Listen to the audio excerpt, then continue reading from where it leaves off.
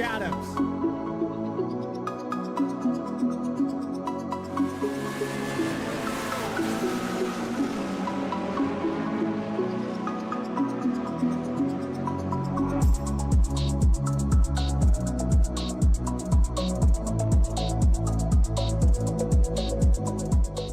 Racing isn't easy, but experiencing it is.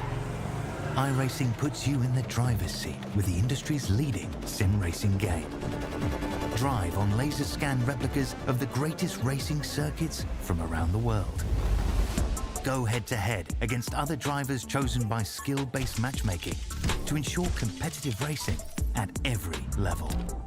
Compete across all your favorite series. In officially licensed cars, engineered to deliver the most accurate driving experience possible.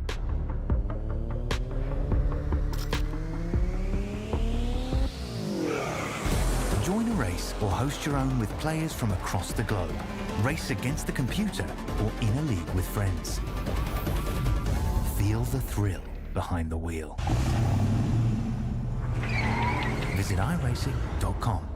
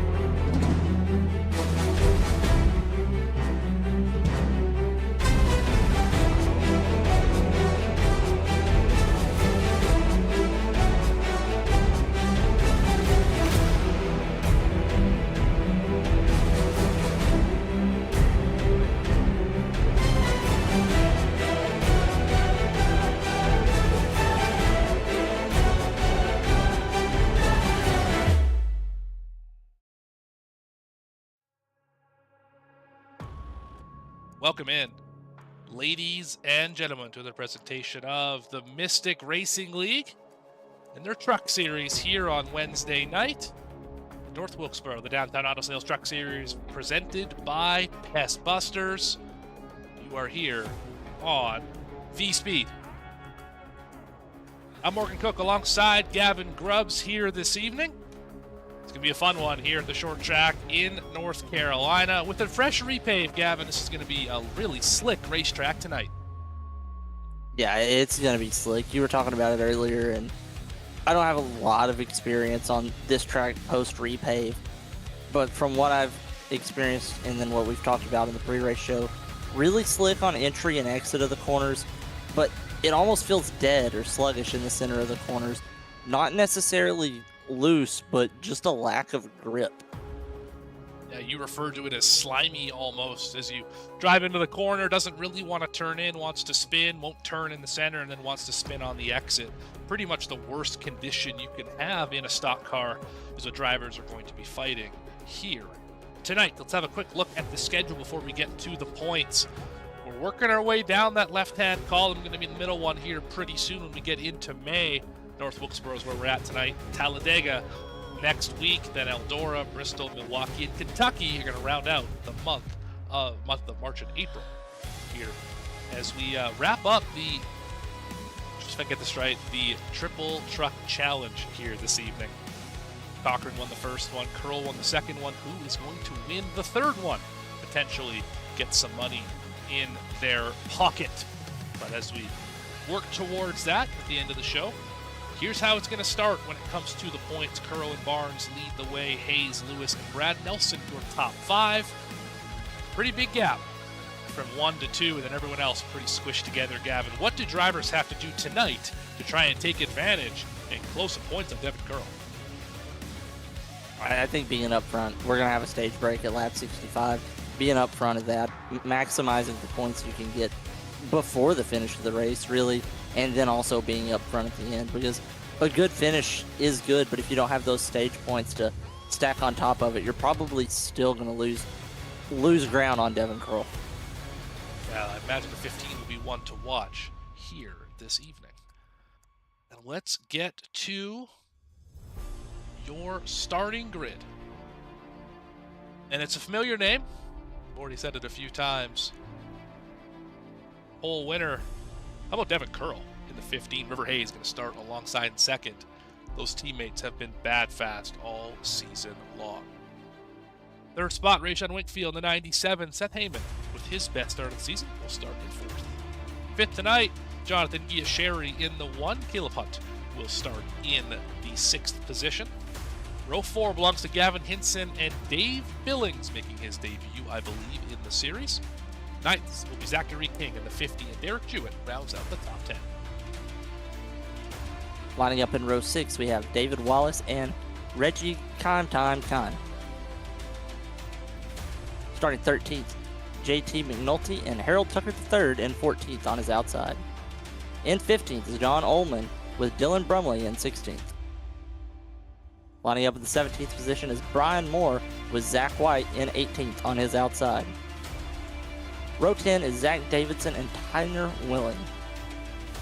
21st tonight, Noah Hubbard in the 12. Jacob Cochran in the 51 will start 22nd.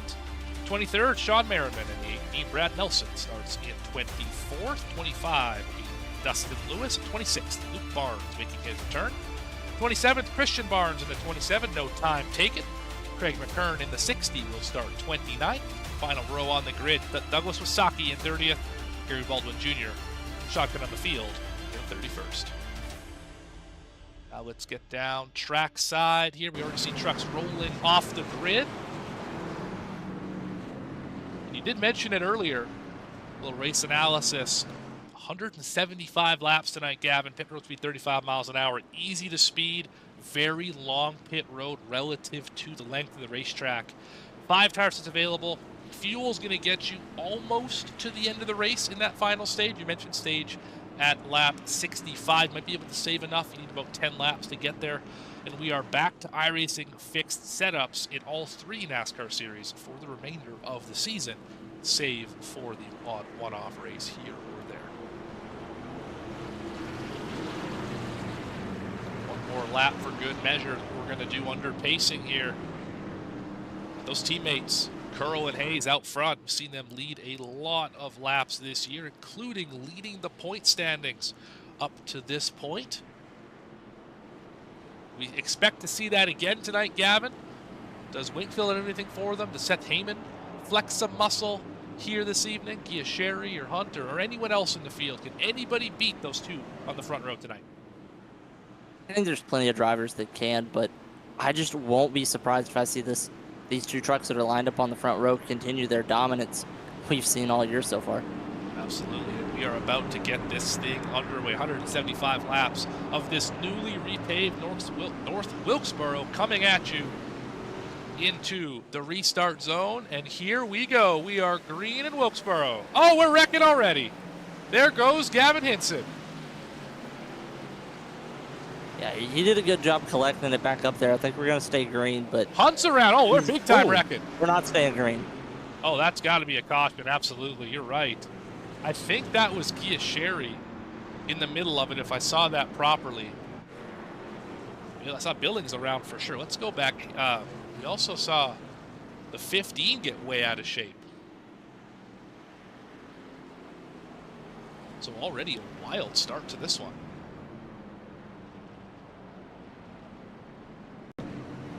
Back a little further here. This is just to the initial start. We're going to re-rack it and restack it here. Watch on board. Watch from above the 15, I should say.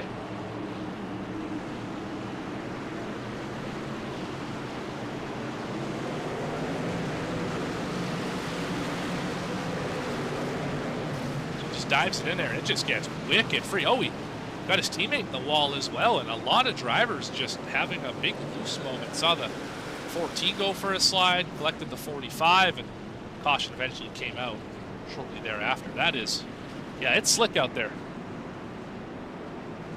Yeah, it's really slick because they were unstable on corner entry. And then, like you saw, as soon as Devin Curl got to the center of the corner, the truck was just gone from him. He had no drive, no control. He lost control on corner entry and just could not regather it. I think that's just a symptom of how slippery this racetrack is going to be tonight. Yeah, a lot of drivers collecting some sort of scrapes or bruises from that one. No real damage to speak of. Curl obviously getting in charge with the caution there because he was the catalyst for the caution. Although I don't believe that truck is all that hurt. See a little bit of a scrape in the right front where he caught the fence, but a little bit on the right rear as well. But that should drive just fine here for the rest of the goings. I believe we're going to choose here. Yes.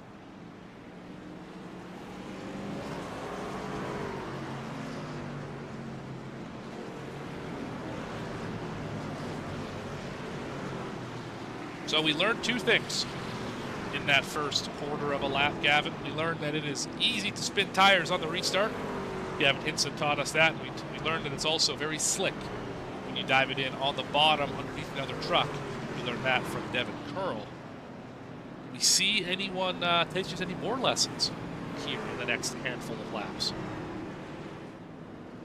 You know, you got to think they're going to be cautious on the second restart attempt, but at the same time, we both know how racers are. Patience is not the first word in their vocabulary, and they might be thinking, you know what, everybody else is going to be taking it easy. I'm not going to take it easy, and I'm going to gain as many positions as I can, as quick as I can. And this is a track position racetrack. You are going to have to make your way to the front and try and hold on to that position. I don't think it's going to be very easy to pass tonight unless we see what we just saw in drivers slipping all over the racetrack. Then you have a shot to keep the tires underneath you. But either way, into the restart zone, easy clear, big wobble for the 30.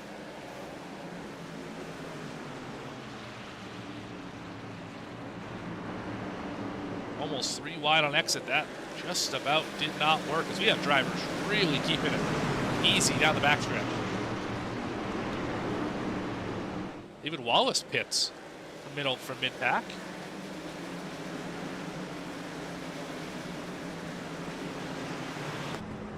Look at this. Driver around and Zach White. Oh, just about clip Merriman. Oh, they're still wrecking behind him. Caution is out once again. That was Tyner Willing, the driver who ended up bringing out that caution.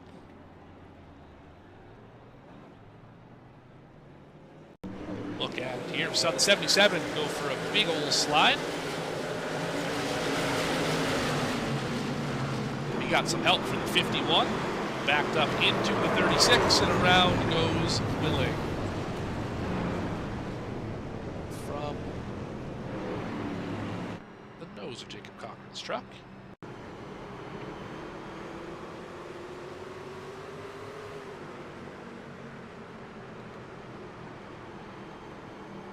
Follow the 77 into the corner here and just get a little too much to the inside. And just catch them just ever so slightly and around goes 77. It looked to me like the 77 was trying to back up corner entry just to be safe, and Cochran saw an opportunity to take it, and I think he just miscalculated how much room was there. It didn't look like he was trying to wreck anybody. No, not at all. Wasn't anything that happened at all, but this early in the race, you have to be careful what opportunities you try to take, because just because you can do something doesn't mean you should, especially in a race that is probably going to have a lot of cautions. Yeah, we're seeing that for sure. And I think there's two more kind of subtle points to that contact. Is it almost looked at 77 went to the outside a little bit under braking, and maybe Cochran thought he was going to go to the high side because that seems to be a little more comfortable than the bottom. Obviously, that was not the case. And second is that when you have a fast truck and you're stuck behind drivers who are purposely backing it up, it's very difficult to not drive into the back of them, because you know you can roll more corner speed, you can get more out of it, but you can't if there's drivers blocking your path. So that's a learning lesson, I think, for a lot of drivers here tonight, is you're going to have to really work on being patient when there's traffic in front of you. Yeah, and not only being patient when there's traffic in front of you, but paying attention to every driver that you're racing around and knowing what their braking points are. And because not only do you have to be precise with the line you're running, you have to accommodate for where the other trucks are. Absolutely. Cochran taking the EOL for this one.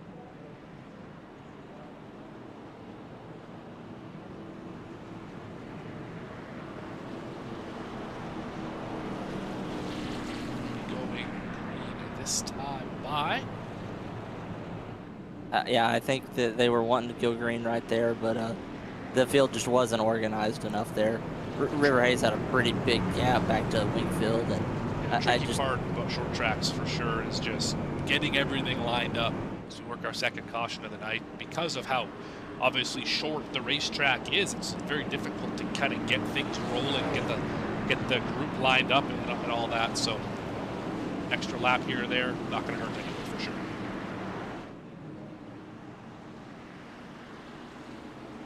Get it back underway.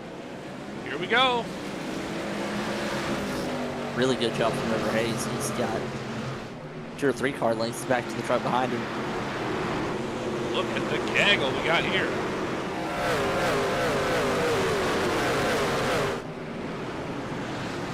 Four wide. I would not advise that, folks.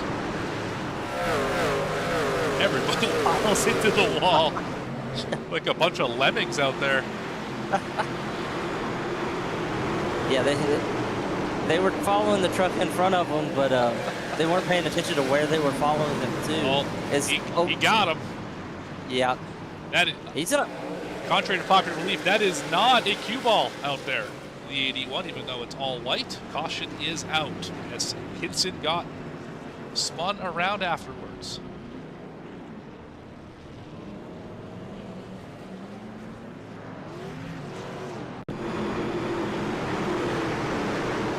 All right, we saw this happen live.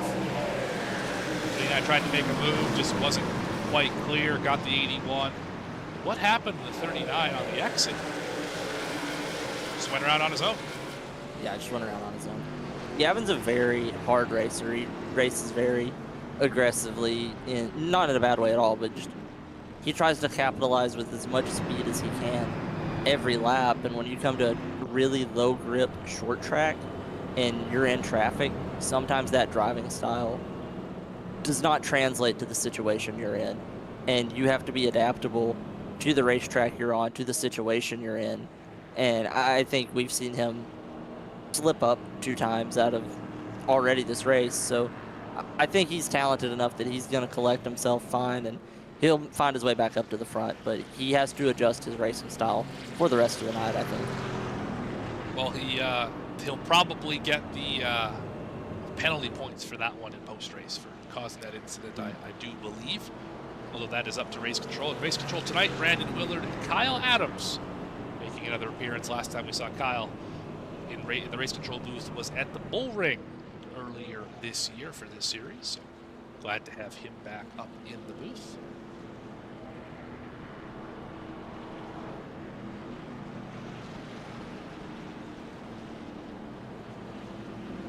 Work lap number 19 here. Should be choosing next time around. 4 drivers off the lead lap. Willing, Wallace, Jewett, and Holston. 3 of them 1 lap down, and Holston is 15 laps down, fighting connection issues. Cannot seem to stay in the session. connection issues are just some of the most frustrating issues you can have in sim racing. I've made this analogy before during the season, but it's like having a mechanical issue in a real race. It's completely out of your control. Nothing you can really do about it but just sit there and try to take it in stride and complete as many laps as you possibly can, even though that you're not having the race play out like you want it to. So props to him for trying to stay in it with his connection issues. That's all you can really do. Actually, he has a meatball flag now. I'm not sure what that's from. That's probably going to be day over for the 48. As we get back up to the front of the field. New driver on the inside lane, that's Jonathan Giasheri. He's up top again, getting those good jumps, easily clearing into turn 1 every time.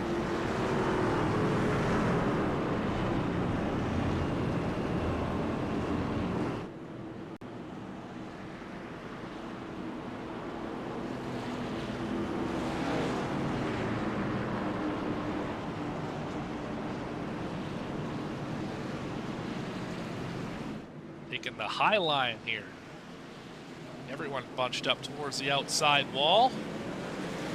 We're racing again in North Wilkesboro. Much more organized start from everybody in the field there. I think we're learning. I think we are learning.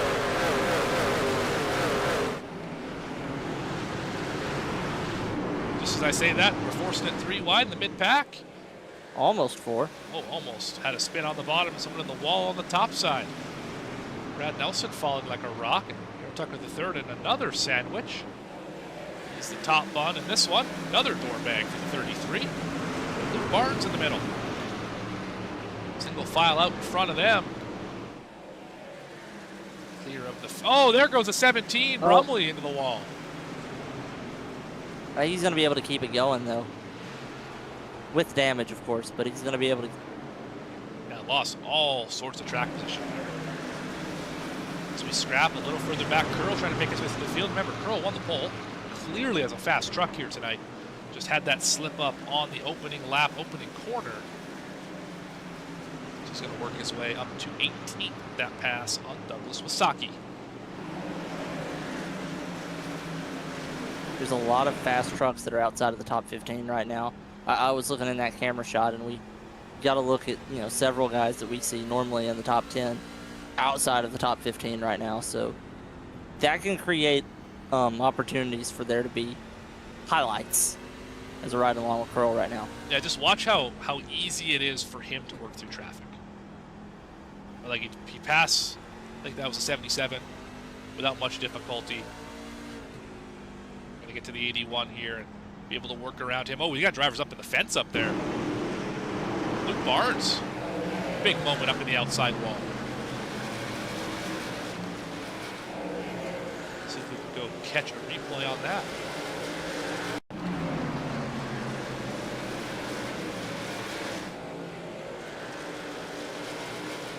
Somehow him and Tucker end up on the outside wall together. But did he get timed? Oh, he sure did. Yep, got him.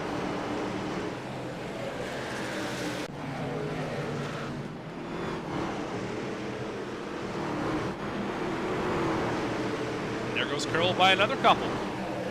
Gets around Davidson now alongside Dustin Lewis. That's for 14. Evan's doing a really good job right now. This is really impressive to watch. He's doing a good job rolling the top. It seems like that's what little bit of grip this track has. It is in that top lane. And you can tell by the guys that are up there, they're just making the top work better. And it seems like when these cars step out, it's from going to the bottom of the track up on corner exit. A little bit less grip down there, right? There's a bit of a swale on the exit with the bump that you catch it wrong. Kind of like Richmond, where if you hit that bump wrong, you're either going to plow the fence or spin the rear tires out. So kind of seeing that here in this new mid-pave. Oh, big wiggle. Is that Zach Davidson? Who that was? Maybe Brian Moore. That car was evil off of 4. That was an impressive save, though. Oh, that a death wobble. Oh my goodness. As we come up to halfway in stage number 1.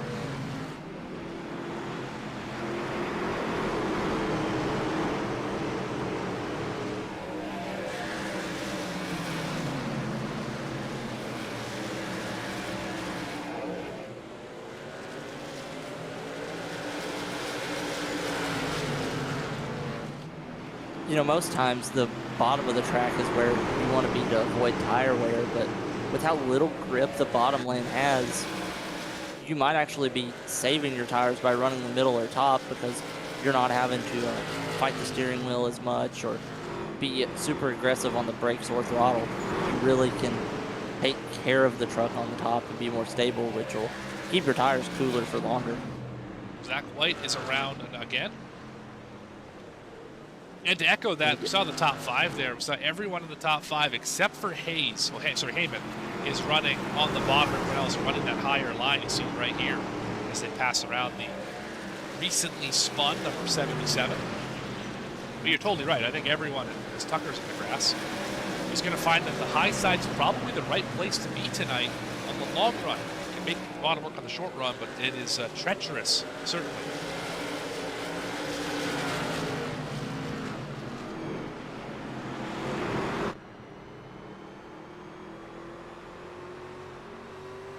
But additionally, every line on this track is viable for a little bit, which is going to create passing opportunities, which is going to create entertaining racing for us and you guys watching to enjoy.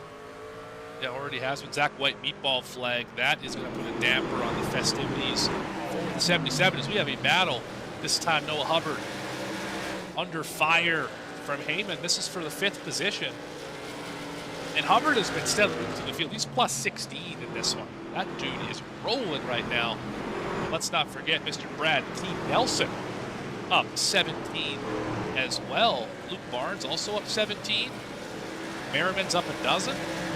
Kern is up 10. A lot of big movers in the field, a lot of big fallers as well. Some drivers struggling immensely the first 40 laps here in Wilkesboro. Yeah, I've noticed this. You were pointing out those drivers, especially Brad Nelson. He hasn't quite had the extreme success in qualifying this year, but it seems like it doesn't take him long to find himself in the top 10. He does a really good job being patient, limiting his mistakes, and passing trucks. He's figuring it out here tonight, just slow and steady and methodical. That's the way. As Brian Moore has gone for a bit of a slide. There goes the 10 around off of 4. We were watching him earlier, and he was fighting the truck a lot on his exit of turn 4. So that right there isn't a super surprise to me to see that truck out of his control leaving turn 4. Mystic regulars in the shot there. Kai, Moolman, and Tucker the 3rd. Just outside the top 10. All in front of Zach Davidson. And the lead is starting to slide back a little bit on this run.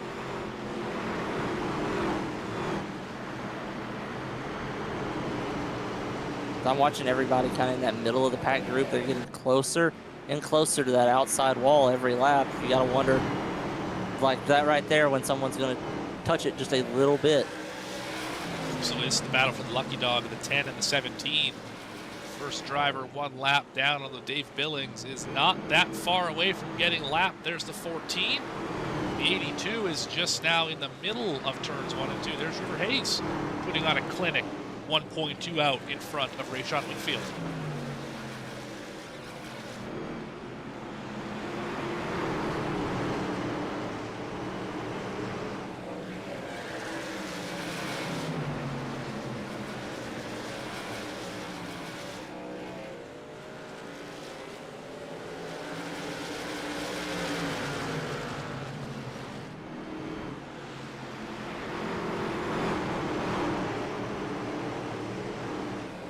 Laps until we conclude the first stage and pay out those stage points. Right now, Sean Merriman will be the last driver to get those points. He's plus 13 in the race, starting 23rd. Reggie Kime about 1.5 seconds behind him. Trying to chase him down. And really impressive shout out here to Devin Curl. He's made his way up to 8th, so everybody who's chasing him in points is dreading seeing that 15 car climb up the leaderboard because they know he's now in a position to get a few stage points and putting himself in a position to get even more. And it's going to be harder and harder to capitalize on this stage to close that gap in the points to him. Yeah, you're absolutely right about that one as he's going to catch up. Right there, it's right in the center of the corner. He seems to get a lot of speed on that entry to center and then just maintain on the exit, which if you're as long as you're better somewhere and you're maintaining everywhere else, that's positive for you. It's when you are better on entry and worse on exit that you struggle to pass trucks. But obviously, no struggles out here tonight for the 15. He's going to follow right tire tracks up to 33.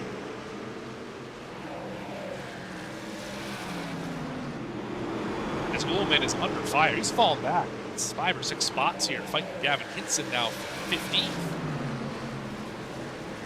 He's going to work around him on the outside. I think he's getting freight trained on the bottom, which is not something we normally see on short tracks. Yeah, this is such a unique track in that aspect that we talked about, the bottom lane really is where there's no grip and where you don't want to be, because you have to slow down so much down there that everybody can just kind of roll the top and just get around you and just have a lot better drive off of the corner, because they're not having to sweep back up the track. They can get lined up for the straightaway a little bit quicker than you can down low. What used to be here that you had to really diamond the exit at 2, right? Almost get down in the grass where the pit exit is to try and get speed, but now everyone is just almost rip riding here. They don't really diamond it all that much. They want to kind of wrap the constant radius in the corner. And it makes it so that the top side is definitely more valuable, because if you had a car to your inside and you were trying to diamond, you basically had to give up the exit. That's not the case anymore. Yeah, especially when you're side by side. I'm going to watch right here. And you can see him really late in the corner, diamond back down just a little bit, but not near as much as you were just talking about, like it was on the old repaved, or on the old surface of this track before the repave. Battle here, 0-1 sliding back a little bit too. Zach Davidson, the wrong way late in the run. Hinson and Hunt get around him for the moment. Almost contact there with Hinson. Yeah, this battle for position is doing a good job illustrating of what you want to do on the top, because watch Davidson lose a lot of ground here to Hinson. Middle of the corner, and then off the corner, he's going to get this run and just pull. Well, not that time, but last time he pulled alongside him and got even with him in the turn 1. Let's watch Kime and Hunt here. It's maybe a better example, though Kime's holding this group up. Hunt might be able to slide drop here. Looks like he will get clear in the center. As he slide up, he absolutely is going to clear at this moment. There goes the 19 around the 9. Here comes the 39. Not quite enough time to get stage points, but position's a position. Yeah, maybe I don't know what I'm talking about. Maybe my observation was just a one-lap deal. I do think the top is the way to be. I just don't think the 9 is the truck to be doing it right now. Back up front. Groove has moved down for the leader. Hayes was up top for a while, now back down to the bottom. Looks like it is. Could even be top 1 and 2, bottom 3 and 4. Could be a bit of a dynamic line. Yeah, this track isn't as symmetrical as it looks, especially when you realize turn 1 and 2 are at the bottom of a hill. This track is built on a slope. 3 and 4 kind of has more of a stable entry because you're going uphill in turn 1 and 2. Entering turn 1 down the hill can create a very slick surface, additionally to the way this track is already slimy on the new track surface. And Curl might get a 3-for-1 here, working around the outside of the 50. They're 3 wide. Does Curl? No, and oh, he's going to get put in the fence hard. Oh, my goodness. And they're still wrecking. Ooh. What are we doing out here? Coming to the end of the stage. Yeah, that was a big hit. I think the 50 got the worst out of that one, as King has serious damage to the nose. Yeah, he's got some wheel damage on that right front, too. That truck is not driving like he wanted it to. He was in the wall a couple times. He's having to take this corner really slow. Wouldn't be surprised if he lost another position, but I think he can limp it to the stage break here. Should be able to. Merriman, the last driver in the top 10, ways back, and Tucker's 3 seconds behind. Really no worry out back if you are Zachary King. Unfortunate part is you just lost on 4 spots, right? So you just lost a bunch of stage points. That's unfortunate, but you live to fight another day, get the faster pair, and get the truck fixed, and you should be fine the rest of the way. Yeah.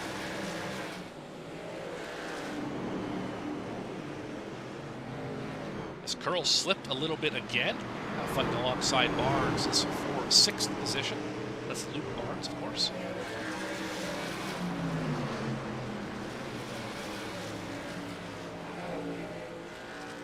So should be hitting the white flag. Caution is out. Ooh, spinning in front of the leader. That should be the stage. I believe it was John Ullman who went around.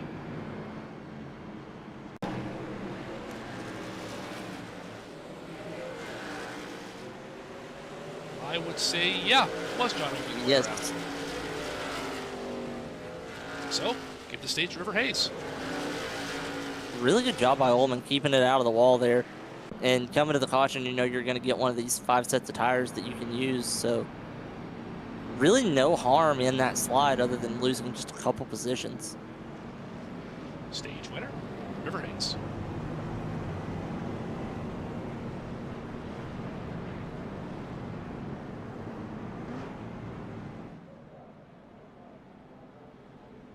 Your top 10 before they hit pit road. Hayes, Wingfield, Giasheri, Heyman, Hubbard, Curl, Barnes, Nelson, King, and Merriman going to get the points.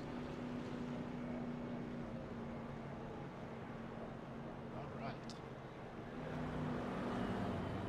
I don't believe we have our stage winner in the Discords. Won't be able to chat with him about that win, because we have one driver stay out. Oh, missed the pit box. Did Seth Heyman have to come down another time? River Hayes wins the race off of pit road, as we expected.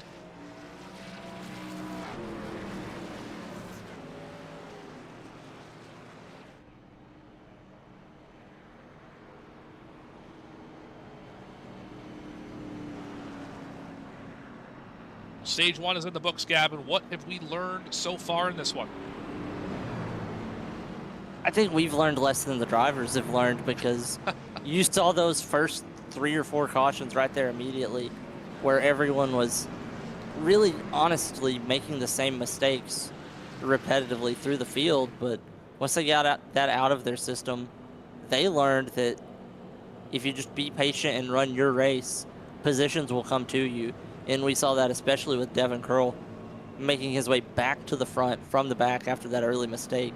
So they've learned a little bit of patience, and I think we have learned, like we were talking about earlier, that the top is uniquely the place to be here on a short track, which is not something you see, I think, anywhere else. Yeah, I think this racetrack is starting to drive a little bit like IRP, where you want to run up against the wall, really enter kind of middle, slide up to the high side, and then drive it down off the corner. I think that's going to be the fast way around here, is kind of what we're seeing tonight.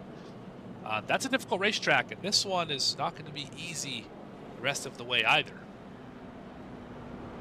No, and really the only differences between here and IRP is this is a newer track surface, and the slope of the 2 straightaways, the track being built on a hillside. Right. But other than that, it and IRP are the same length, very similar dimensions. We might have a little bit more banking here at Wilkesboro, but I don't think it's a dramatic amount more. It's enough to notice, but I don't think it really changes the way you drive. I feel like if you showed up to Wilkesboro or IRP in a setup for another track, you would be probably not winning, but you would be competitive. Now, the big difference, I think, about those 2 tracks is that bottom lane at IRP being almost completely flat.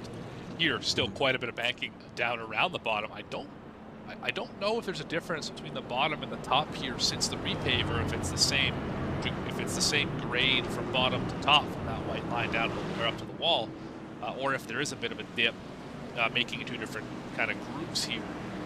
Either way, it seems like the line is moving around, and that is a great sign for us the rest of the way. Gonna have great racing here until the finish in about 100 laps from now. Back into the restart zone. I believe they called the restart off. Yes, they did. The pace lap before we get it back going. Well, while we have this lap to talk about it, the banking here is the same as it was pre-repave. The only difference is the pavement on the track. NASCAR, when they repaved North Wilkesboro, they wanted to make the racing as similar to the old Wilkesboro was as possible. They wanted to try to maintain all the character that the track had, leave a lot of the bumps in the same spot. It was a very unique repave where really as close as they could to it, just repaved over the original surface and didn't do a whole lot of work to the underside of the track. Understood. That's good to know, because there definitely was a bit of a groove difference, especially in 1 and 2. 3 and 4 wasn't so bad, but there you could definitely feel when you drove over the seam, the pitch of the vehicle would change because of different bankings. So it makes sense that we're struggling on the bottom here. in 1 and 2 because of the less banking and the newer surface. And if you can't see that seam and you hit it, you'll feel it every time because you'll de-wedge the vehicle. Get yourself in a tough spot. All that said, about to go back racing. New players up at the front. That 12. Hubbard has kind of come out of nowhere, and Devin Curl is back in the top 5. But River Hayes leads them to green. Back racing.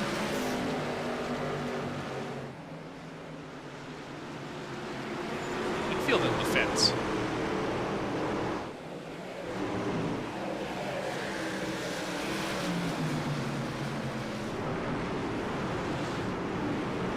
Find Christian Barnes in the top 10. I don't think we've called his name. Oh, yet big this middle. broadcast. Kime is wrecking. Heavy, heavy hit for Kime.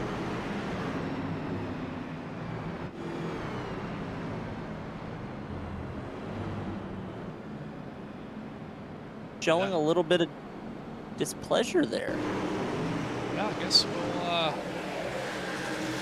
find out here from Blim. He does have Hilton from Hinson right behind him, but I don't see anything that would make me to be upset. Oh, he's going to do this on his own. Oh.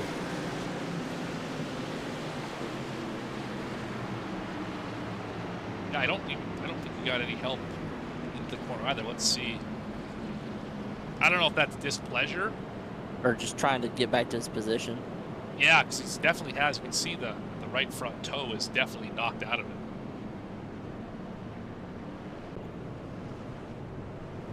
That whole clip on the nose is pushed up in a way it's not supposed to be. Also got a black flag for some reason. Not sure what that was for. Or the 9, he's going to have to serve that one.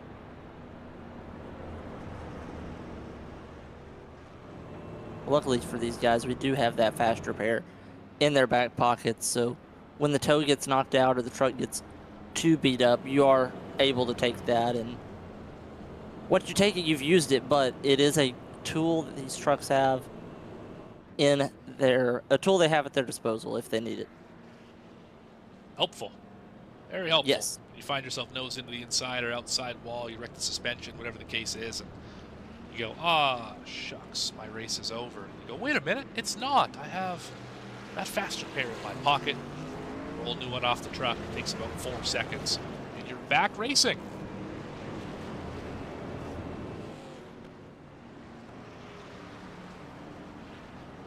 If only mechanics could work that fast in real life, I'm sure everyone would enjoy that. I think the drivers would enjoy it the most. Oh, lights turned on. Look at all the detail you can see on the racetrack now that the lights are on.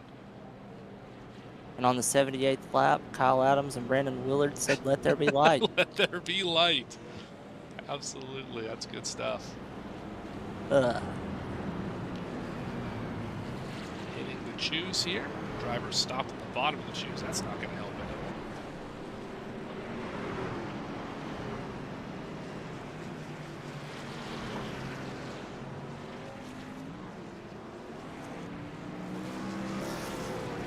Looks like everyone's able to make their shoes properly. New driver in the front row, that is Rayshawn Winkfield in the 97. I'll tell you, driver I'm impressed with so far is Zachary King. That 50 has been in the top 5 for, other than with the wheel damage, pretty much the entirety of the race. Yeah, he's done an excellent job tonight. Catch up with him in the driver cam segment here in just a few minutes, as he has our only driver cam of the night.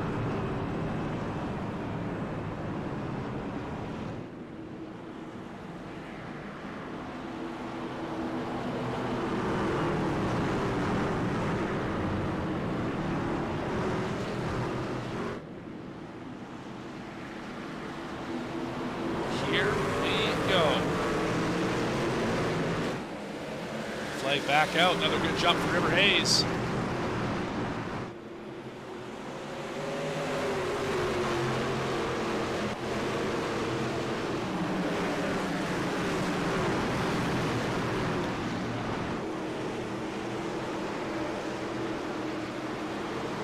Almost The another pace is- wide moment. The pace is seeming to pick up right now. That last time by, leader ran at 19.3. Let's see what it is this time. Fast lap of the day is a 19:19.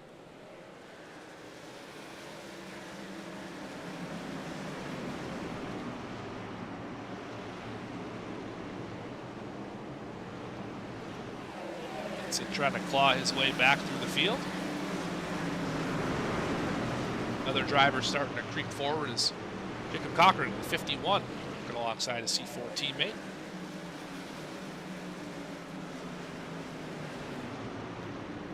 Oh, big wreck in front of that. Those are the leaders.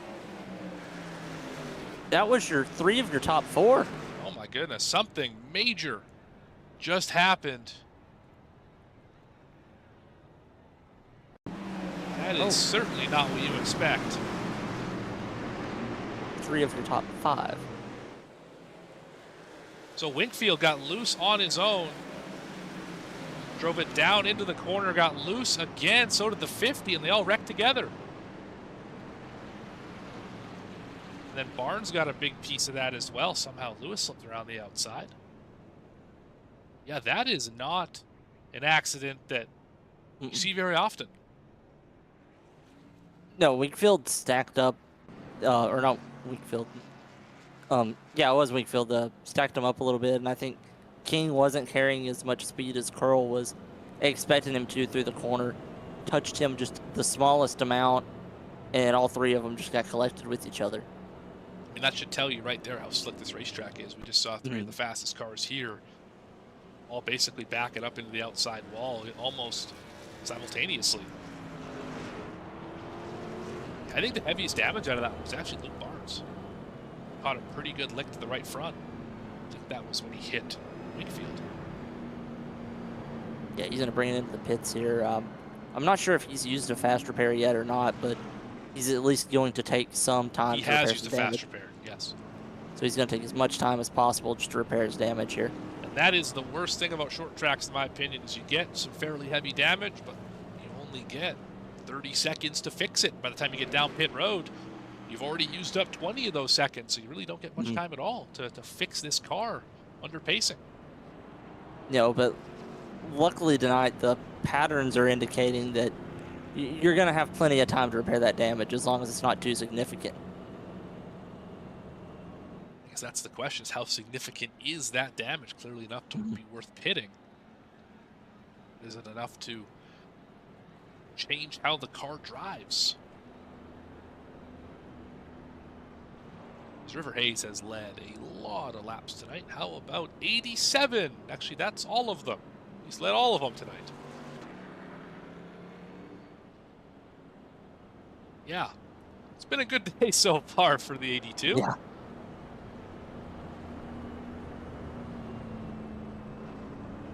I was told pre-race that the key was going to be qualifying up front. I asked, how are you going to do that? The driver said, I don't know. I just know it's important. That driver is currently running third right now. So clearly, qualifying didn't really matter. Brad Nelson's up 21 positions to start this one. Well, actually, we're in the middle of this one.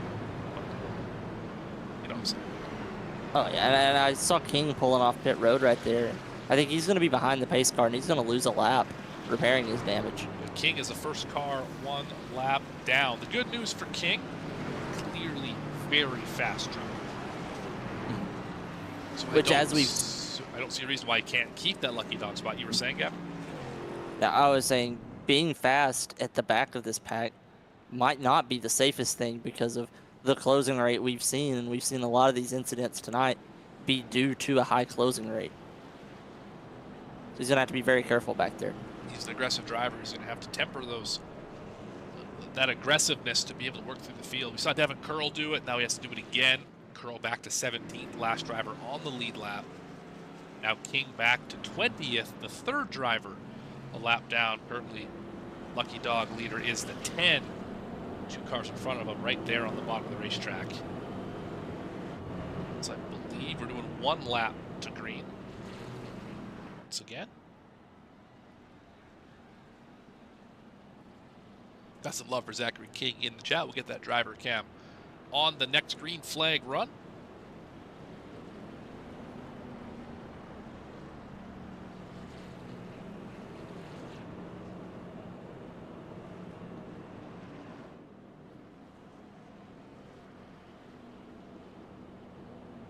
Been a good one so far. Been a great race. Looking at the latter half of this event, we're still pacing. Something going on here with lineup. Race control's not happy with.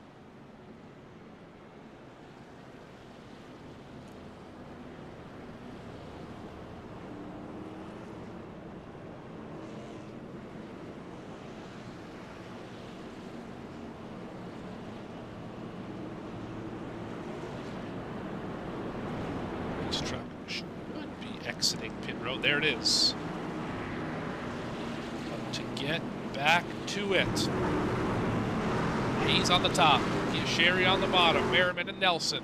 Tucker and Barnes, your top 6. Green flag is out. We're back getting after it. Loud with the jump for the 1. Alongside the 82 for the first time anyone's done that tonight.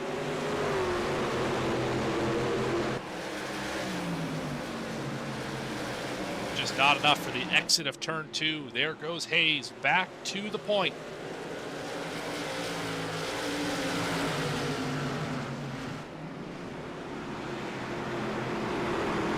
Gavin, some of the drivers we expect up at the front, they're starting to get there. You mentioned Christian Barnes earlier. Gavin Hinson's up here. Jacob Cochran's up here. Here comes Hubbard back to the front. Oh, big loose moment for the 12. He's still saving it. Pearl, I think, is on pit road here.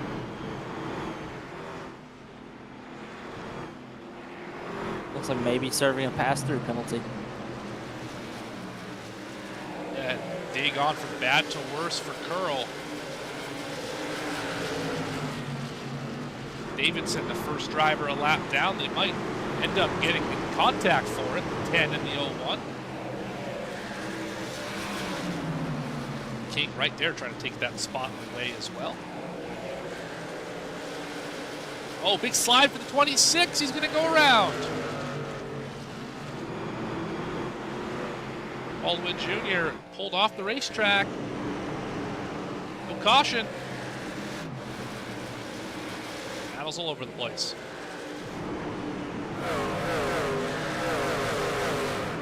Oh, big slide. The 10's around.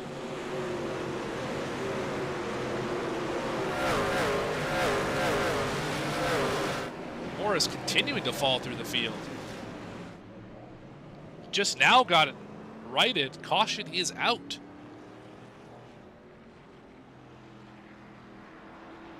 Caution is out.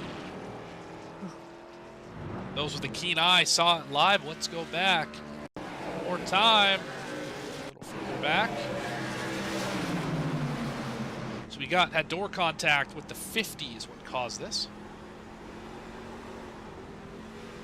Almost caught up with the 26, allowed King to get alongside. Happened off turn 4, so half a lap from now.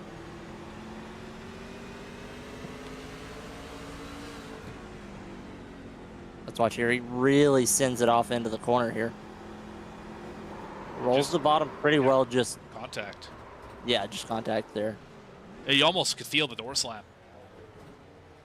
Now he went and just could not quite get it whipped around in time. I think caution came out right there.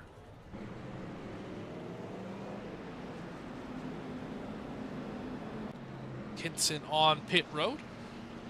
First the drivers to make a pit stop. Pitting here, you can certainly make it to the end. No question about that. I think most drivers actually can make it to the end from here. The real question is tire wear enough to want to put 20 lap pressure tires on now, or 30 lap pressure tires on now, or wait another 20 laps and then put them on if we get another caution? That's the question going through most drivers' head right now. I think everyone outside of maybe the top 3 or 4 is going to pit for tires again. And it's just a matter if you make that pit stop call at the right time, because if you end up with tires too early, there's going to be guys behind you with newer tires. If you make that call too late, there's going to be too many cars in front of you with too little time to pass them. So you have to balance that as perfectly as you can And I'm not sure if anybody has really a clear answer on what that lap number is. And how many times have we seen one of these short track races come down to pitting at the right caution, cycling himself up to the front, and being able to hold off hard chargers behind you? It happens almost every short track race, it seems. So we're working caution number 7, technically all for cause. One shared a lap with the stage, though caution was still for cause.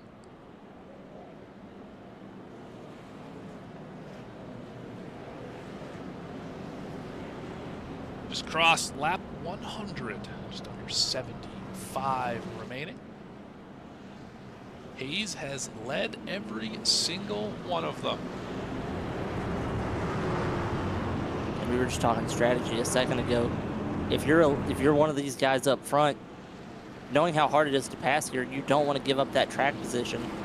But at some point, the tires behind you are going to have an advantage in speed over you. The question is, how big is that advantage? That's really what I think everyone's wondering, is when you get going, how much do the tires fall off? Another great jump for the 82. We see it from high above. One had nothing for him that time. Nelson alongside Merriman, that's for 3rd. How about Cochran up into the top 10? He's in the top 10. He's in the top 5 now. See Caleb Hunt scraping the outside wall, trying to go around the 97, who's possibly ailing a little bit from that damage earlier. They got that truck fixed, hard to say. Yeah, looking at it right now, that truck looks like it is pretty damage-free to me. Yeah, he did take the fast repair, so you're right, 97 back with the fresh truck, the backup. Tucker in 3rd on the outside wall. Oh, he's going to come down the racetrack and hook Hubbard. Oh, my. And somebody spun down pit road. Caleb Hunt destroyed that pit road. Oh, that's going to be the end of the day for King. We got a parking lot at the back of the field. The 15 Curl. is Oh, my destroyed. goodness. That is a lot of drivers destroyed. 17's in it. Oh, man. Yeah, there's some mad drivers after that one. I can guarantee it. It all started here. We saw it. 79 off the top, just clipped the 12 and spun him around. Jewett got Hunt. And I'm not really sure what caused the latter one. I think it was just everybody stacking up. Yeah, 15 was definitely a part of it. Back one more time here. High above. I also saw the 27 quite slow. Let's look at 27 here. You see at the bottom of your screen, you get up to the accident. Yeah, I think the 27 just slowed up more than people really. Yeah, he really came to a stop there. And I don't think drivers behind him expected that much of a checkup. Yeah, and then Curl pushed King into the barrels there at the entry of pit road, and whenever King hit those barrels, bounced back up into traffic and really just cleaned out everybody behind him. And that's, I think, the worst news for King. He's already used the fast repair and had damage already.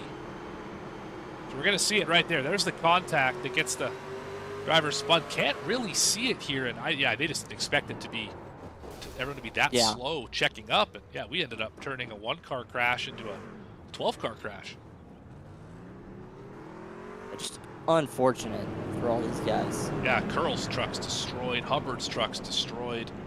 Tucker's going to get the charge for caution for right hooking the 12. And how about the job of Rayshon Wingfield avoiding that wreck up front? He had already used his fast repair, like we just said, and he may have lightly clipped the 12 truck up there, but he really did a good job avoiding getting damage. Again, too, it's a 97 truck, so I'm going to give him a shout-out for that. That was a good move by him. The other driver with massive damage was Caleb Hunt in the 19. Obviously shoved down pit road. That truck took a big lick, although because he was already on pit road, could take the fast repair, didn't have to tow for very long. He's still in the lead lap.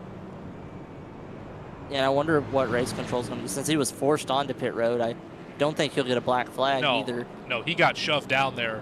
He was the cue ball in that situation. Ended up being, I think, the the 8-ball, if you will, because he got sunk in the corner pocket, and it was not a good time. No. Yeah, Trey going to get the penalty here.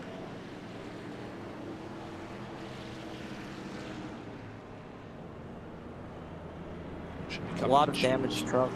Yeah, Yeah, a lot of damage. A lot of hurt feelings as well. The most frustrating part about an accident like that is it was completely avoidable, right? Those are the ones that really, as a driver, especially if you're caught up in it, you just go like, oh, why? Like, why'd that have to happen? Just one driver made a mistake, came down, and if the 12 wasn't there, there's no caution, right? 79 is able to get out of the way and save it. But just circumstances, you have the slide, you catch a truck, and all of a sudden, there goes the field.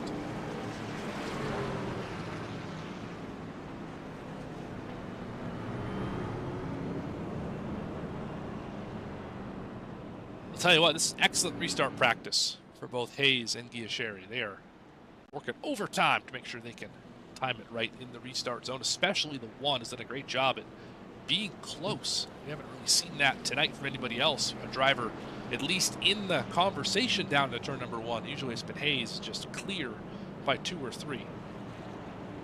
Yeah, but with how little grip there is on this track and these tires just getting more and more laps on them, these restarts are going to become more and more treacherous every time. You have to be careful, especially for Giacheri right here, trying to stay with Hayes and get a good jump.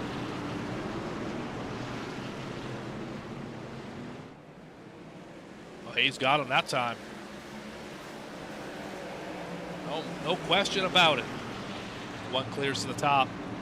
Now can try and charge back. Nelson caught the apron just a tick on the exit. He's side by side for 4th. Cochran.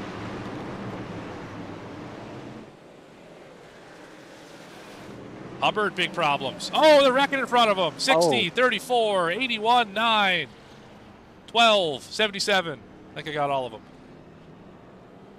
It's like bingo out here. Somebody has to have a bingo by now. Oh, yeah, I would agree. I think Race Control sitting on a few bingos up there. Yes.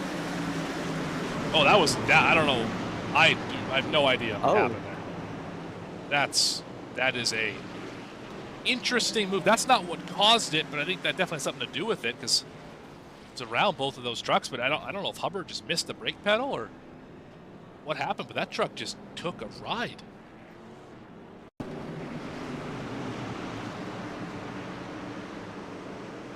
He's 3 wide for a moment. Tries to kind of split the gap here and just misses. And then 34 into the back of the 60. The 8's involved. I think 60s goes around on his own. Absolutely, that's what happened here. And right into the wall in front of him. And was curling that again? He was. I think what happened with the 12 is when he tried to split the gap, he got his left rear clipped a little bit. That upset the truck, and when he slid across the front, his right rear was then collected, sent him into the outside wall. I think once he lost grip, he was just skating across the track, just along for the ride. Yeah, just tried to make an aggressive move and just didn't quite stick. Not quite enough grip there, not quite enough room to make that move. I understand why he made it.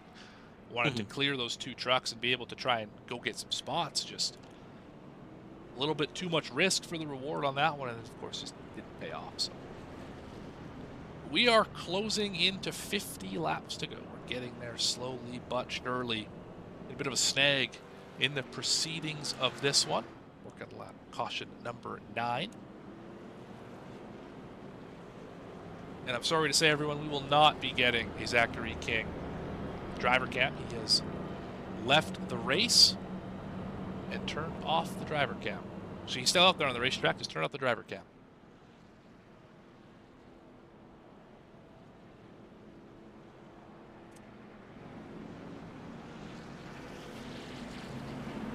Yeah, you see his truck setting on pit road, getting some more damage repaired. So I think he's going to set down there, try to get his truck fixed up and just log as many laps as he can. Maybe some other guys will fall out of the race and he can pick up a few spots again. He will be relegated to what looks like 28th at the worst. not a great day for a truck that had incredible speed. Ran top 4, top 5 for the entirety of the first stage until the damage, and then ran up there after the stage as well for a few laps until, of course, the accident with Bollinger and Curl. Not Bollinger, apologies, Winkfield and Curl. Winkfield has rebounded up to 8. Curl still 17th, 1 lap down. And of course, King now 28 to 15 laps behind the pace.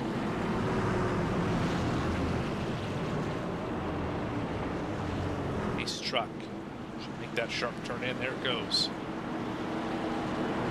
Again, it's 82, and again, it's the 1 on the front row. This time, Merriman with Cochran.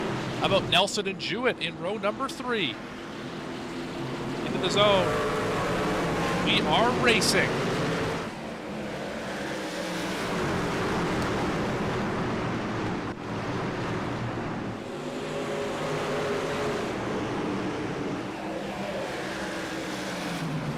Big moment for Jewett and Hinson.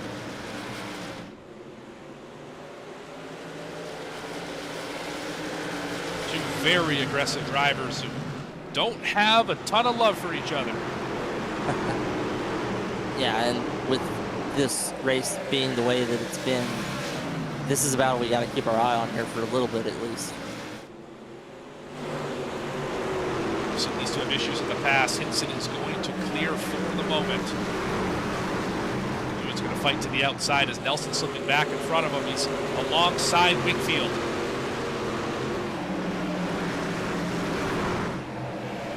Hinson's not afraid to close that door when there's not a whole lot of room there, so he made that pass work. He held him off, and now he's setting sail in front of him. You're going to have to. There's not a lot of time to wait around here tonight. Closing in on 50 laps to go. As Winkfield tries to chase back down to the front of the field, he's running 4th. Going to maybe get that spot here as Heyman has gone around. Oh, big issues here. Heyman and the 08 of Wallace. David Wallace 3 laps down. Heyman last car on the lead lap.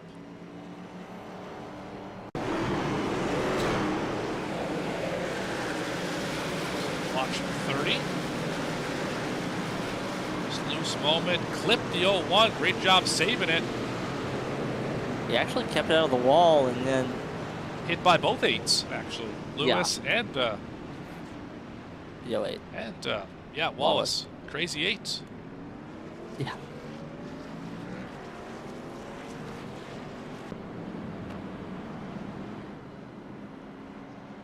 lot of drivers still like they're playing crazy 8s right now, I think. Yeah, it's been a wild race for sure. There's going to be some more cars come down. These cars don't look like they have damage. I think they're playing their tire game right. They're going to try to...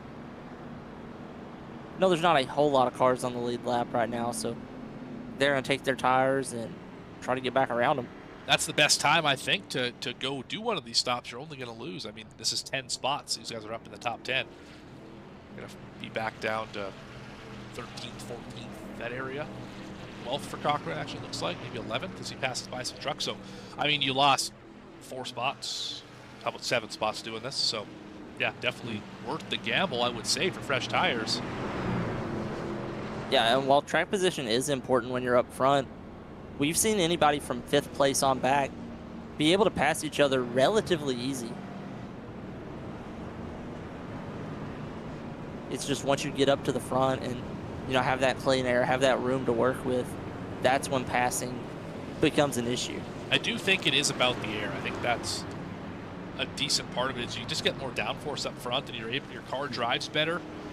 Not as easy to slip it around, and you're able to be more defensive with your line and just be faster. I think that makes it harder for drivers to get around you because you're not sliding all over the place. Yeah, and I don't know how much aero really matters here. I mean, this track's only 5/8 of a mile, so you're carrying a little bit of speed in it. Aero probably matters on corner entry, but I personally feel like it's more just about the room you have to work with and being able to utilize the whole track to be able to dive into the corners or to be able to pin a car down below you on corner exit on passing them, and not necessarily as much as just, oh, there's no one in front of me, I'm going to have more downforce. That's my opinion. Like, I think both trains of thought potentially are correct, though. Yeah, a bit of both. Hard to say. Hard to say. Either way, we've seen drivers up at the front still have issues, right? The Yeah. only one who hasn't has been River Hayes. Everyone else at the front has really, and Gia Sherry, I should say, too, but really every other driver has been in the top 3 has had some sort of problem today. Yeah. Whether it was their fault or not, just caught up in something, obviously, with the 97. Many others with issues as well. It's a laundry list of issues today for a lot of drivers. It is. It has. Hayes. Gia Sherry. Great jump by the 1 that time. Oh, he lost it shifting gears. Wingfield going to fill the gap on the top. That might be a change for second. I think Wingfield might be on fresher tires because he just seemed to have a lot more grip there on the start. Well, 20 laps, fresher tires. You're right on that. He's going to clear for second. Next driver on fresh tires is Caleb Hunt, and that truck is moving. That's what 50-lap fresher tires look like.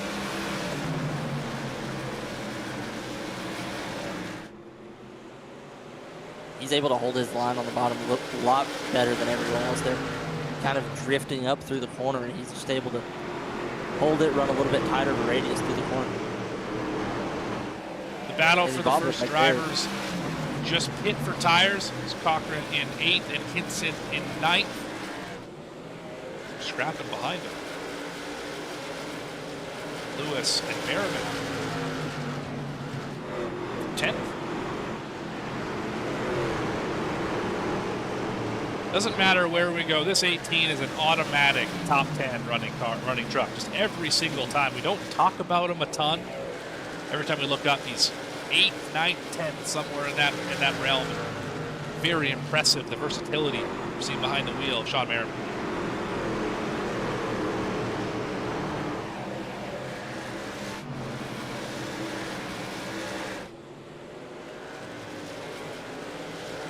Completes the pass. That is for 6th.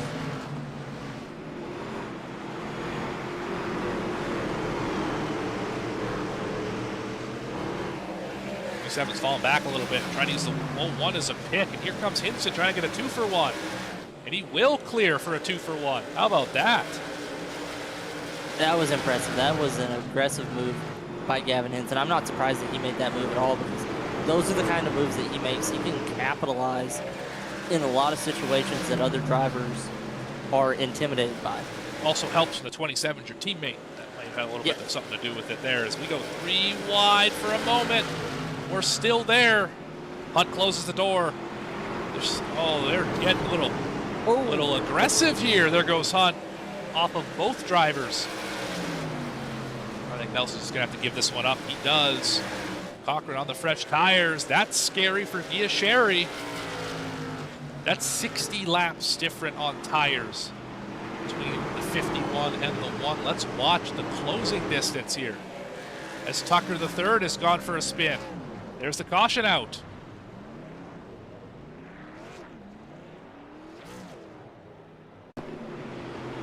Let's going to nerf the new tires, at least for the moment. Put a heat cycle on them.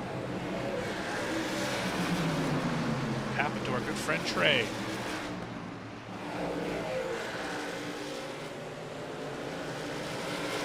Hit a bump, around and wet.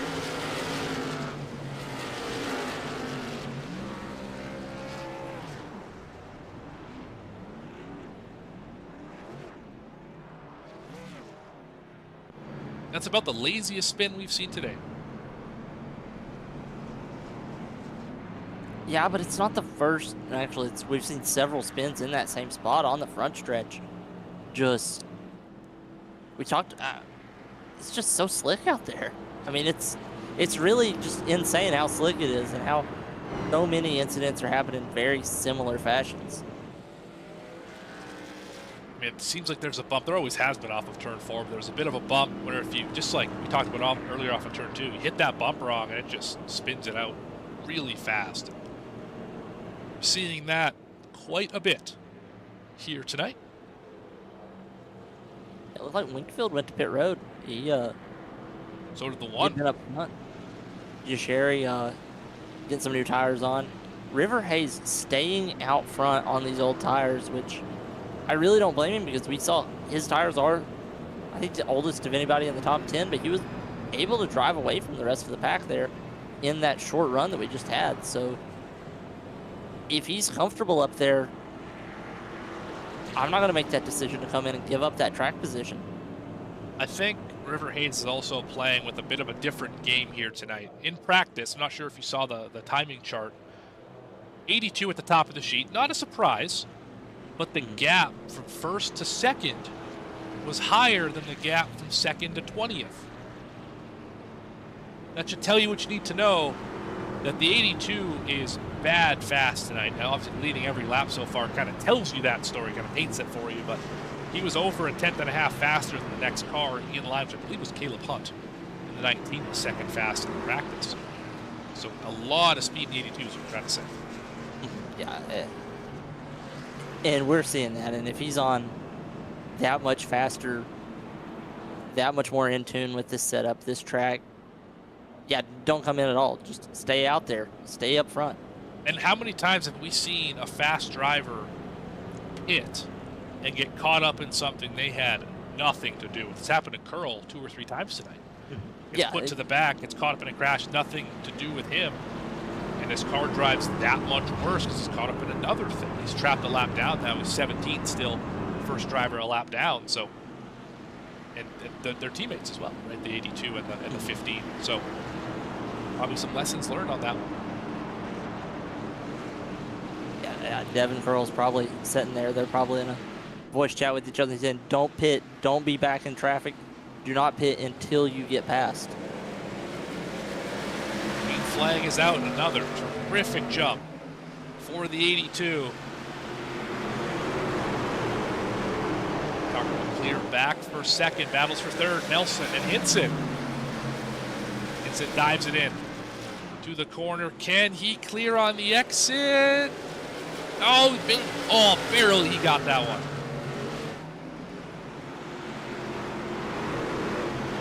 They are stacked up behind him. My goodness. That is a lot of cars in a small area right there. How about Dave Billings? Running 8th right now. That truck was sideways on lap 1. Still running top 10. We see a bunch of trucks just pancake the wall in unison. Following each other right up to the wall. Called them our lemmings earlier, and I don't think it's false here either. Yeah. 14 is struggling off the corner, though. We've seen them twice now for 4. Have a big moment. Quite a bit of left front damage on the 14. And right front damage.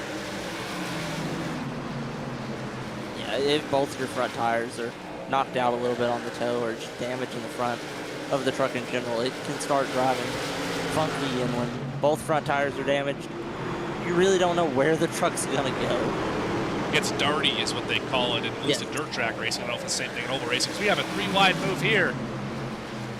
Winfield going to try and take advantage of the fresher tires. Curl on the outside.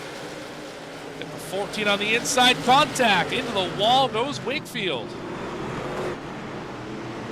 You know, I'm not sure how much of the wall he collected. It looks like maybe a tiny bit of right front damage, but just enough that it made the call exciting.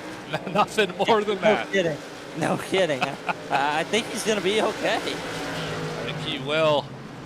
Battle for 10th. Tucker the third and Barnes. That's Christian Barnes. Luke Barnes is retired from the race and will finish 27th here tonight.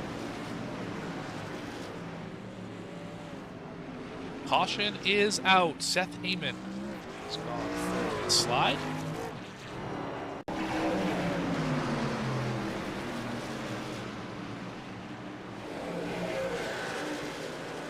Woolman goes around. And then Kime time. Always time for Kime time. Yep.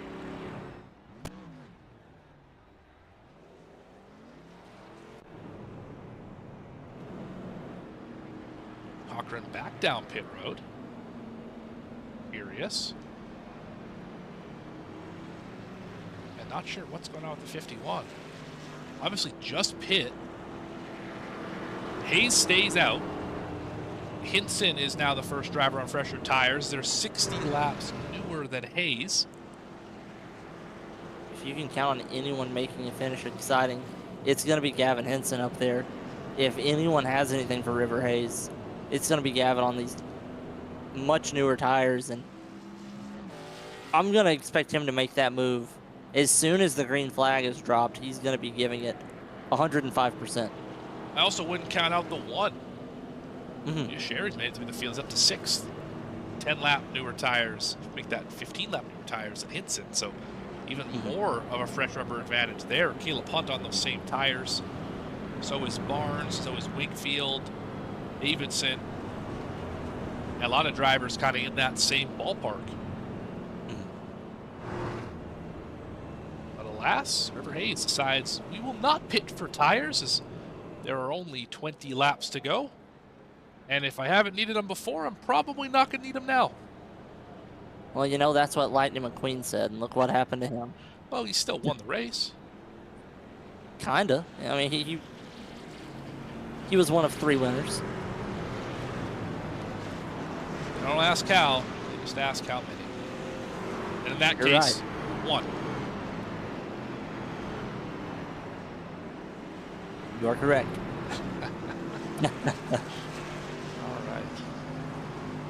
It's going to be within 20 laps to go here when we restart. So when that's a big if everything stays green, we're going to have a really short dash to the finish, and it's going to be an exciting one. I don't know if the yellow flag is going to get put in the holster for the last time here. I feel like we have some very hungry drivers kind of pinned a little deeper in the field than they want to be. I don't really understand hitting under this caution. I'm not sure why.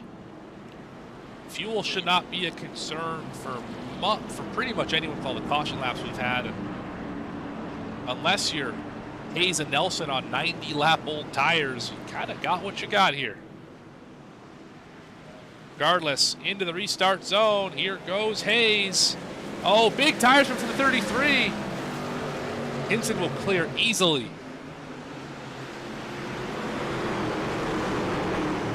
Yeah, it's chaos behind him with 3, maybe 4 wide back there. I know for a fact they're 3 wide. Oh, they're wrecking again. Ullman's around. The 10's in it, too. Bad day for that team. The 10 and the 01 have been in a lot of accidents here tonight. Yeah, it seems like everybody who's been in at least one wreck has been in 2 or 3. And there's 3 wide in front of the 34. 3 wide here, a little contact. Yeah, they strapped the C4 to him. He got bumped by Cochran and then got hooked by Lewis. And those were the 2 drivers who just pit for those tires. They really didn't want to see this caution come out. Yeah, Ullman's had a rough day today. You can tell by the way that truck looks. I mean, you can barely read the title sponsor of the Cup Series, Slim Chickens, all over that truck. Check us out here right on V-Speed on Fridays with Slim Chickens Cup Series. Oh, look at that, it's fixed. Wow. You can read it now. You can read it now, absolutely. Check out a Slim Chickens near you. I don't believe we have a downtown auto sales truck in this race. This is the closest you're going to get to it. Is Jacob Cochran's 51. You can see it right on the deck lid there. Downtown Auto Sales, the obviously title sponsor of this series. The Downtown Auto Sales Truck Series, presented by Pest Busters.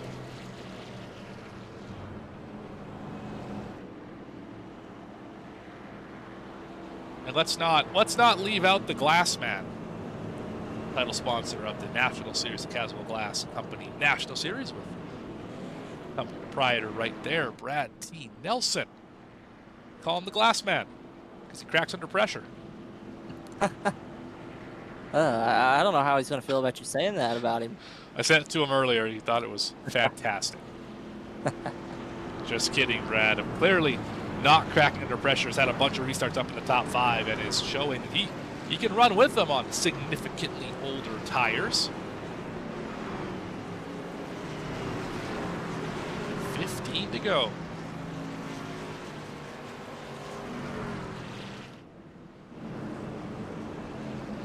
Last man to the inside again. Can he not spin the tires this time? Might have a shot at taking second from Hinson. And don't look now, Derek Jewett up in the 4th spot. That driver, not known as a short track ace by any stretch. 45 has had a great run at Martinsville in the Caswell Glass Series a few weeks ago. Had a turn to short track program around, now running well here in the truck at Wilkesboro. He's a fan of a truck that drives on the free side, and he certainly is excelling tonight in the 45, that admin box Chevrolet.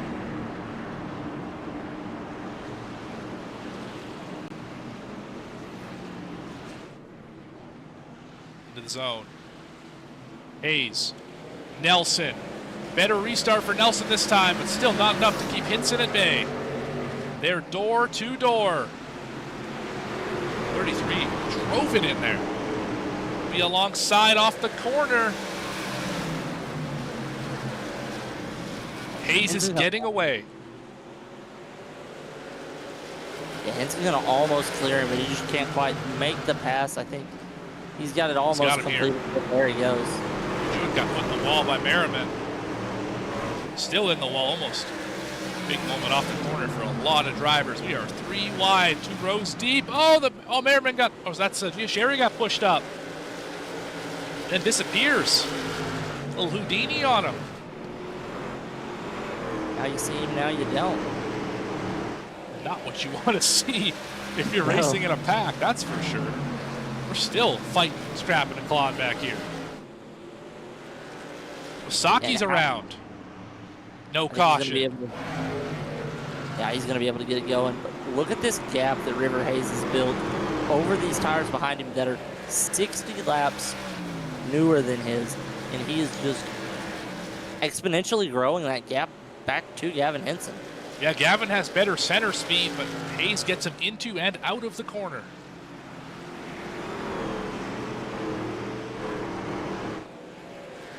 I mean, the gap's almost a second now. It's under 10 laps to go. Hinson's going to have to start putting it on him. He's going to have any shot at getting this thing back, because we have battles all over the place, still scrapping and clawing 3 wide. Oh, we got drivers in the wall. Wingfield and Cochran, as they're dooring each other behind them. Oh, Jewett's pushed into the fence. A haymaker there. And what a job by everybody. I mean, we've wrecked 3 times there, and we're still green. That's right. And not a lot of friends being made on the racetrack right now.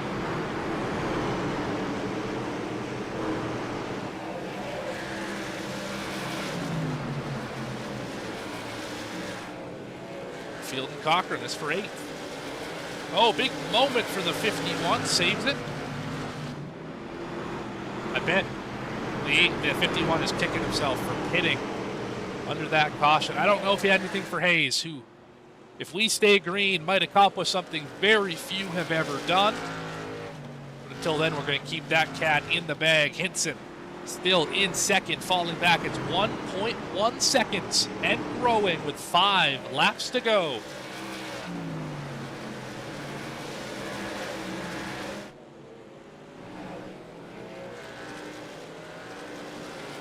One made it back up to the top 5. Christian Barnes looks like he might round this one out in the 5th position if all goes according to plan. Still battles all throughout the field. Back here, these 3 trucks that you were just showing are 3 that if something happens, that might be where it's going to happen at. I would say these 4 are part of that as well. This is 6th through 9th. We start diamonding aggressively and chopping noses and really putting the truck in bad spots. Merriman might hang on to a 6th spot here if he can keep the 2 wide at bay. Hunt's had a really good back part of this race. New look for the 19, and new speed in the 19 as Cochran's out on the apron. That's not going to work. Oh, almost tagged him there.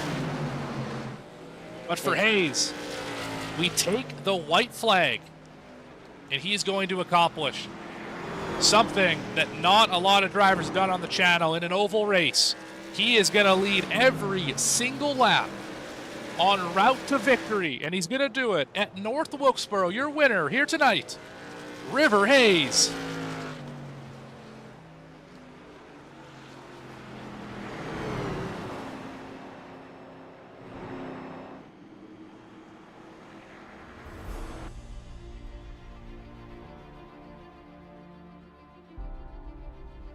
Maybe one lap he didn't lead.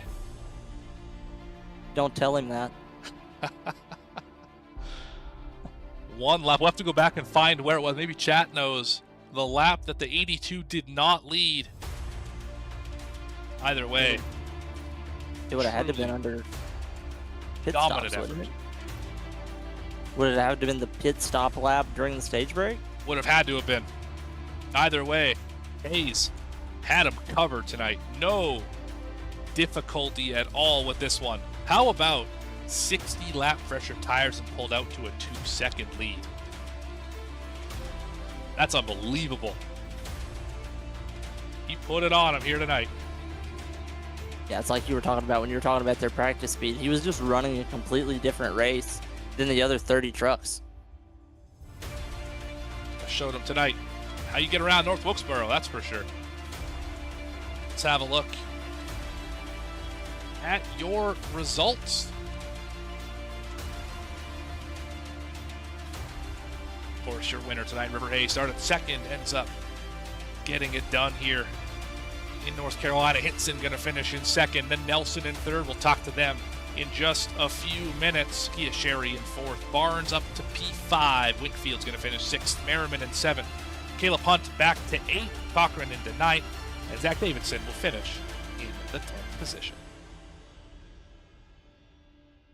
John Heyman finishes 11th with Lewis in 12th.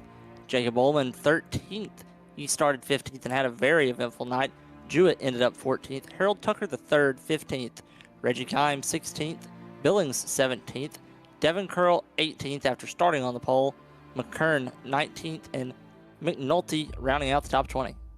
21st, Zach White in the 77. Moore will finish in the 22nd spot. Wasaki in 23rd. David Wallace finishes 24th. Brumley, rough night for the 17, will finish in 25th. Noah Hubbard in 26th. Luke Barnes, 27th spot. King in 28th. Baldwin, 29th. Tyner Willing in 30th. And Adam Holston, the last driver in this one, finishes 161 down in 31st position. Well, let's catch up with our top three, starting off with Brad Nelson.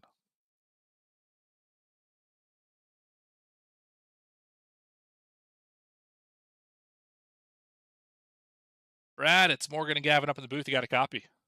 Absolutely. Well, I was a little surprised to see that the glass man up at the front tonight. Not because I don't think you can get done on a short track, but because you had 60 lap older tires than everybody around you, and it looked like you were on equal stuff. What was the secret tonight to keeping it up front after that strategy call? I'm gonna be honest. I was scared to get back in the pack. It was chaos back there from what I could hear on the radio. So I didn't want to get back there. And about 50 laps ago, I started running, trying to mimic the line River was running with the high entry into one, cutting it straighten out the backstretch. So that seemed to work pretty good for me. So, just clawing and fighting, trying to stay up front. We did a great job tonight. You started up or how about back in 24th? You told me at the start of the race before we even got going here that qualifying was going to be important. I asked how you were going to do it. You said, I have no idea. And you ended up not qualifying terribly well, but you drove through the field. How good does it feel as a driver to know that you have the pace and the racecraft to methodically work through the field with limited contact and end up with a top three at the end of the day? I mean, it feels good. I felt like definitely I had the speed. I had speed in practice, and I don't know. I get the pressure on in qualifying, and I seem to trip over myself every time. So it's Crack, so to speak. yeah, yeah. I just can't get it together in qualifying. So luckily, I got the speed to try to get back up there. Absolutely, and it was, like I said, a great race. Podium. I think the first time we've talked to you this season in the Truck Series here for the Downtown Auto Sales Truck Series, presented by Pest Busters. But who do you want to thank? Who do you want to shout out? And how are you going to get up here more and talk to us more here for the rest of the season? I want to shout out Cavs with Glass Company and Mystic for putting the league on. Shout out you boys in V Speed in the booth. You always do a good job. And shout out my team. Me and Harold was in there tonight, and Harold kept me calm a few times when it was got a little intense. But all in all, it was a good race, man. Good to be on the podium, and look forward to having more finishes up in the top five. Awesome. Well, thank you for your time, Brad. Congratulations on third, and we'll see you next time out. Appreciate it, fellas. That's third spot, Brad Nelson. Moving up to second, Gavin Hinson caught up by Gavin Grubbs. Hey, Gavin. Gavin and Morgan in the booth. You got us. I got you, Gavin. Well, I think you at one point ran in every position on the racetrack tonight. You had a up and down night, super eventful. One of the highlights I feel like was rebounding from that very early bobble there on the first lap on the restart. You made your way all the way back up to the field. I think maybe even twice. Just walk us through how crazy traffic was tonight and how important it was to keep your nose clean navigating that. Well, there's really no keeping your nose clean. I mean, you got to avoid wrecks. You got a bunch of meatheads out here trying to drive. I mean, myself included for spinning out on the restart, but at least I didn't make it a habit. Just frustrating. I mean, it's hard to negotiate traffic here when you got guys that they're fighting you really hard, and I know that's rich coming from me, but blocking on lap 10 is ridiculous. But track position, taking tires when I needed to, watching people drive down pit road with about 30 laps to go and giving me track position really helped me. But I had to dodge a few wrecks, so I think I did fairly well at the second half of the race. Yeah, I got you. And also in that second stage, when you did take your tires, when you did kind of, what was your mindset? And did you have a plan on, okay, this is when I want to take my tires? Well, I mean, I want to get to the front. I want to get out of the mid pack. I mean, that's the goal. And I knew the 51 had took tires, so I assumed that he would be pretty much the guy I needed to beat. He ended up coming down pit road, I think, with like 20 to go or something. But just getting out of traffic, that was the goal, and getting the lead, which was too much to ask for there. I mean, it's insurmountable.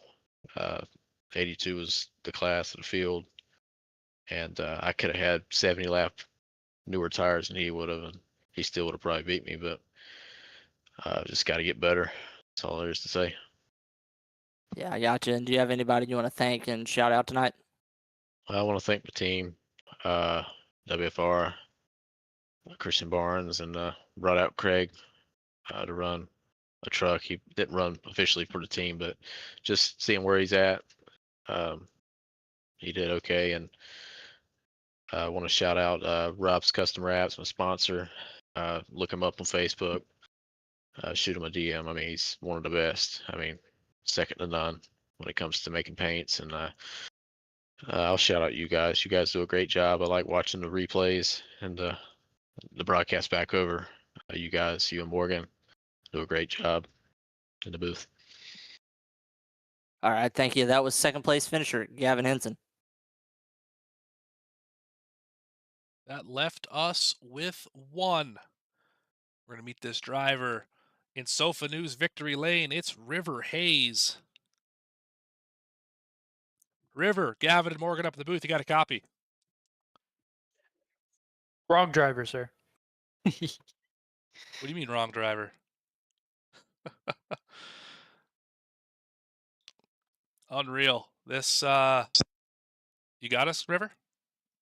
Yeah, I do now. Sorry, my cord came unplugged. Yeah, Gotcha. no problem. No problem. This truck, this 82, was lights out tonight. Started in second, immediately inherited the lead, and a little bit of a slap to the outside wall there on lap one, courtesy of your teammate Devin. Regardless, it did not deter you at all as you led almost every lap. There was one of them that got away from you, but 174 to 175, that's a pretty good day at the office, wouldn't you say? Yeah, I agree. Yeah, so at the beginning of the race, when I got put in the wall there, I wasn't sure how the truck was going to handle, seeing that he went in there and just wiped out on the fresh track there, and I was like, dang. So I got right rear damage, and I'm a little bit skittish about going into this corner, but it stuck, and I didn't have any issues. Felt like I was a little bit slow on the straightaways, but I didn't really feel it very much. And then during the stage caution, got it fixed, and after that, man, it was just caution after caution. I was just getting fed up with having restarts, but honestly, like the top side was just so dominant on restarts. Getting that straight launch off the corner, they were slipping tires every single restart, trying to get going on the bottom, and I didn't want to go down there. I can tell you that. So, but I knew if anybody ever got with me, that I was still going to beat them off the corner out of two. So. I was a little bit worried because the one truck took tires there at the end, and I think Rayshawn did too. And I was a little bit worried that they were going to get back up there with me at the end of the race with the cautions and stuff. But even then, I was still kind of confident I could hold them off on the top, but didn't even have to. So perfect night. Yeah, fourth and sixth is where those two drivers finished. They're not quite back to the podium, but I think the big shock to us was we knew that tires were going to be a bit of a factor. Usually, these short track races end up being when do you pit, what's the right time to pit, and how do you cycle to the front. But you didn't take tires, you and Brad Nelson, for the final 108 laps is when you pitted the stage, and that was it. We never saw you on pit road again. We thought that maybe Gavin, when you had the green run to the end, had a shot at you being 60 lap fresher tires, but that wasn't the case. Were tires just not a factor, or was the 82 truck just that good tonight that you were able to pin the restarts and just be able to get the clean air and go from there? Yeah. Well, I felt like, well, as the night went on, the track got colder, and I felt like I was burning gas off. So the truck was getting tighter. At the beginning of the race, the track was hot. We were full of fuel, so we were sliding the rear end. And as the race went on, like I said, the track got colder, and I wasn't slipping the rear anymore. Even on restarts, full throttle down on the gas pedal in second gear, it wasn't spinning. I know Brad did it, but I think it was just a banking issue, like I was talking about earlier. I didn't feel bad at all. I think I could have went another 100 laps and they still wouldn't have got me. Um, it was tight center on the older tires, um, but it wasn't bad at all, man. I felt like I was lights out pretty good. Yeah, you definitely looked lights out tonight. I mean, we mentioned in the race that in practice you were top of the board, and the gap between you and second was bigger than the gap between second and 20th. You just absolutely put it on them tonight, and you did that in the race as well. So big congratulations to you, River. And who do you want to thank? Who do you want to shout out for what was one of the more dominant races we've ever seen in the Mystic Racing League?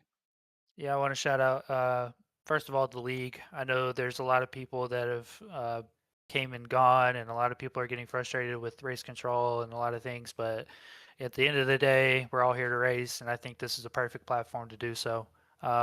Smith's Race Development sponsors a lot of my cars. Ryan Pelfrey, another one of my teammates, and Carl again. Thank you to you guys for putting on a good show. Awesome. Thank you for your time, River. Congratulations on the win. And we will catch you next time out here on V Speed. Thank you. Also, big thank you to Sofa News for sponsoring Victory Lane here. And, well, Gavin, that is about going to do it for us. Final thoughts here from what was a wild one in North Wilkesboro. It has been just a wild night, a long night, caution-filled, action-filled, and River Hayes did an amazing job because, like we've been saying, like we talked to him about, He was the only guy who stayed out of trouble all night. He stayed up front. He didn't make a single mistake that I noticed. Yeah, that truck was on rails. Even when he got hit and got some damage to that truck, it was still on rails for the rest of the event. You've been watching the Downtown Auto Sales Truck Series presented by Pest Busters here on V-Speed. For the Mystic Racing League, let's have a quick look at the schedule as we move on next week. Completely different style of racing, although the same amount of beat and bang, and that's going to be Talladega Super Speedway right here, March 25th. You're not going to want to miss that one. Make sure you get that in your schedule, folks, because, yeah, that's going to be a lot of fun right here on the channel. But for everyone at V-Speed who makes this thing possible, thank Gavin Grubbs here tonight for being alongside me, Evan Morgan Cook. Have a great night. We'll see you next time right here on V-Speed.